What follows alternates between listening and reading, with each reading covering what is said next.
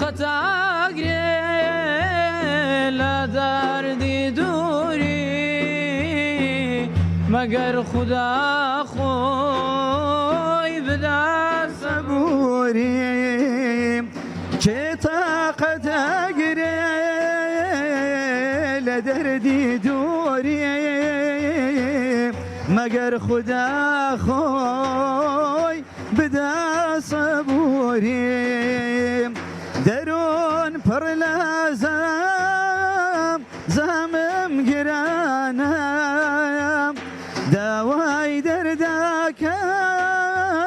پێغەمبەر جانە وەی داوای دەردەکەم وەلا مەدینە ولا روضاكاي طه الأمينة بەلای خی گەورەی میهرەبان ئێمە وەکو مەڵبەندی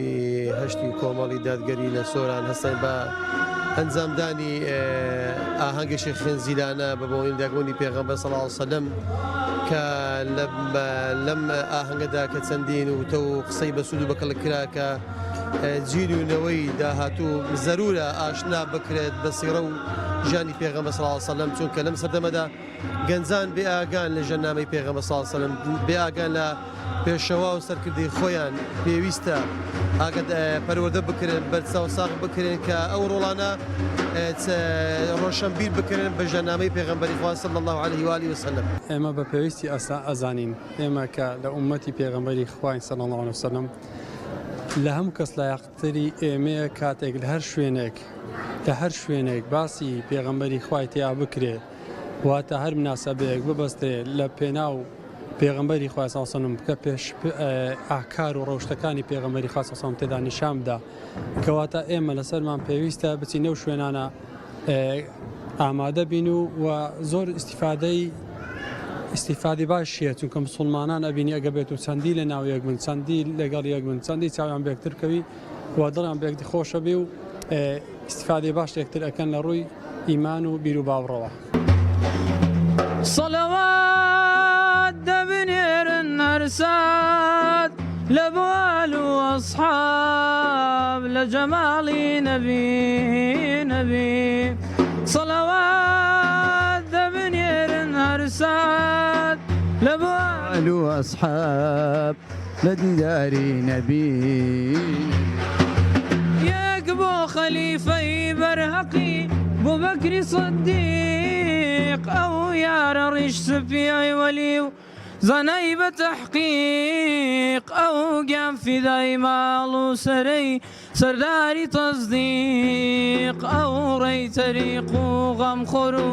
هەمڕازی سەدیق ئەیار تۆ ڕەفیقی نێوغار کە سپەر بووی بۆ ژار لە بەرعشقی نەبی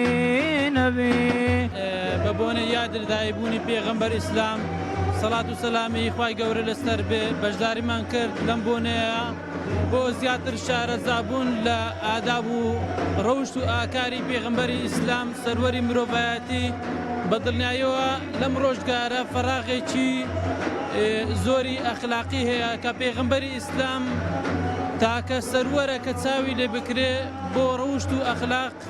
بۆ چاولێکردنی بۆ تەقلیدکردنەوەی نەوە کەسانێک کرد بکرێنە پێشەوە و مقدیمە و چاولێکەر بۆ ڕەوشت و ئەخلاق. بەگشتی پێویستە کە کۆڕی لەم شێوەیە ئەنجام بدرێت بۆ زیندوکردنەوەی سنەتەکانی پێغەمبەری خوا صلی الله علیه وسلم و یادکردنەوەی و بیرهێنانەوەی کە پێشەوایەکی ئاوامەزنمان هەبووە و دەبێت ڕێچکەی بگرین و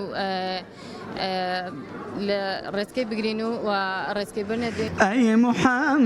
محەممەد خۆشەویستی خوای ئاحەدم سۆمای چاوی هەموانی لە دڵمەندای تا ئابەدم سۆمای چاوی هەموانی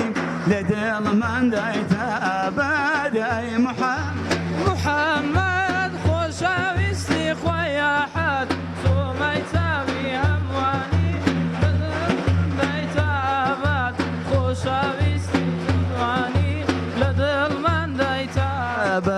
محمد محمد پیغمبرا پیشوا و همرابرا نبی و رسول خوایا تنها او تنزي سارا نبي ورسول خوايا تنها او تنزي سارا اي محمد محمد خوشویستی خویا حد سومای زاوی هموانی بذل من دایتابات سومای بەزدی خۆم بە خۆشحاڵ دەزانم کە لە کۆبوونەوەیەکی بچووکی لە شاری سۆران بەزدی زۆر دڵخۆشم و ئیشەڵا پێغەمبەرمان صلی الله علیه وسلم لە باشدا ئیشەڵا هەموومان بە دیداری ئەو شاد ئەبین بەزدی ئیشەڵا خوای گەورە جزای خێری هەموو لایەکمان ئەداتێەوە هەموو لایەکمان بخۆڵدەکەن بەجددی ئەم کۆبوونەوانەیان ئەم مەولودانە بە شتێکی پێویست ئەزانم لەبەرەوەی بۆ هوشارکردنەوەی کۆمەڵگایە بۆ ئەوەیە کۆمەڵگا زیاتر هوشیار بکرێتەوە کە ئایا پێغەمبەر چی بۆمان کردووە و ئاشنا بکرێن بە ژیان و سیڕەی پێغەمبەرمان درودی خوای لەسەر بێ هەڵکاڵای بەرزی ئیسلام بگرا پێشێ ڕێگای ئیمان هیوام تۆی و ڕێبازم تۆ ئەی ڕۆڵەی ئازای موسڵمان هیوام تۆی و ڕێبازم تۆ ئەی ڕۆڵەی زانەهای موسڵمان محەممەد تۆی پێشەوە من محەممەد تۆی پێشەوە ئەی دینی پیرۆزی ئیسلام ئەی تێک دەری برینەوە دەبا بچین بەرەو ئەسۆی ڕووناکی تۆ دەبا بچین بەرەو